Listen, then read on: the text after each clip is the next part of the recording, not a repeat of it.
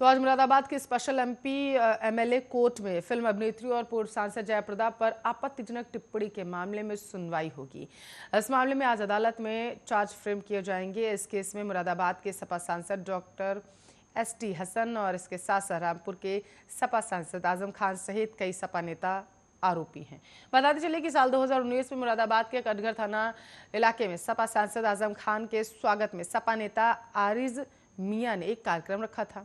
इस दौरान आजम खान की मौजूदगी में सपा सांसद डॉक्टर एसटी हसन ने जयाप्रदा के लिए आपत्तिजनक शब्दों का इस्तेमाल किया था, जिसके बाद जयाप्रदा के मीडिया प्रभारी मुस्तफा हुसैन ने मुरादाबाद के कटघर थाने में आजम खान, अब्दुल्ला आजम, डॉक्टर एसटी हसन, संभल के पूर्व सपा जिलाध्यक्ष फिरोज खान, रामपुर नगर पालिका के पूर्व चेयरमैन अजहर खान और आयोजनकर्ता मारिज मियां के खिलाफ मामला दर्ज कराया था।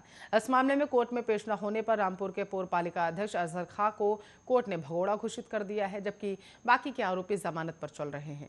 आरोपियों द्वारा चार्जशीट पर सवाल उठाते हुए कोर्ट में दिए गए डिस्चार्ज प्रार्थना पत्र को भी कोर्ट खारिज कर चुका है और अब आज इस मामले में आरोप तय होने हैं। इस मामले में आरोपी मुरादाबाद के सपा सांसद डॉक्टर एसटी हसन की आवाज का सैंपल मैच हो चुका है। ऐसे में सपा सांसद डॉक्टर एसटी हसन की मुश्किलें भी अब बढ़ सकती हैं। आपकी जानकारी के लिए आपको बताते चले कि इस पूरे मामले के 2 आरोपी आजम खान और उनका बेटा अभी सीतापुर जेल में बंद है। तो लखीमपुर हिंसा मामले में फॉरेंसिक लैब की रिपोर्ट में फायरिंग की पुष्टि हुई है। केंद्रीय गृह राज्य मंत्री अजय मिश्र टेनी के बेटे आशीष मिश्र और उसके करीबी अंकित दास के लाइसेंसी असलहा की बैलिस्टिक रिपोर्ट में फायरिंग की पुष्टि हुई है और इससे साफ हो चुका है कि तिकोनिया में हिंसा के दौरान लाइसेंसी असलहे से फायरिंग भी की गई। दरअसल तिकोनिया हिंसा के दौरान किसानों ने फायरिंग करने का मामला उठाया था। इसकी जांच के लिए लखीमपुर पुलिस ने अंकित दास की रिपीटर गन पिस्टल और आशीष मिश्रा की राइफल और रिवॉल्वर को जब्त कर लिया था और चारों असलहों की एफएसएल रिपोर्ट मांगी थी। रिपोर्ट में फायरिंग की पुष्टि हो गई है। लखीमपुर खीरी के तिकोनिया में 3 अक्टूबर को आपको बताते चले 4 किसानों को एक एसयूवी द्वारा कथित तौर पर कुचल दिया गया था, जब वे कार्यक्रम में कृषि कानूनों के खिलाफ विरोध प्रदर्शन कर लौट रहे थे। कार्यक्रम में उप मुख्यमंत्री केशव प्रसाद मौर्य और केंद्रीय मंत्री अजय मिश्र टेनी मौजूद थे। किसानों का आरोप है कि एसयूवी टेनी की थी और उसमें उनका बेटा आशीष मिश्रा था। आशीष मिश्रा को गिरफ्तार कर लिया गया था और किसान अब केंद्रीय मंत्री को बर्खास्त करने की मांग कर रहे हैं, क्योंकि वह भी इस मामले में किसानों के लिहाज से आरोपी है। उत्तर प्रदेश के सहारनपुर जिले में पुलिस ने एक मुठभेड़ के दौरान 3 शातिर तस्करों को गिरफ्तार कर लिया है। पकड़े गए तस्करों के कब्जे से पुलिस से करीब 1.25 करोड़ रुपए की स्मैक बरामद की गई है। साथ ही बदमाशों के पास से अवैध तमंचे, हजारों की नकदी, कई मोबाइल फोन, कार भी बरामद कर ली गई। पुलिस अब पकड़े गए बदमाशों से पूछताछ कर रही है। सहारनपुर के एसएसपी आकाश तोमर ने जानकारी देते हुए बताया था कि थाना मंडी पुलिस को गुप्त सूचना मिली थी कि 3 शातिर स्मैक तस्कर नशे की खेप शहर में बेचने की फिराक में थे। इसी दौरान पुलिस ने जाल बिछाया और तीनों तस्करों को रंगे हाथों गिरफ्तार कर लिया।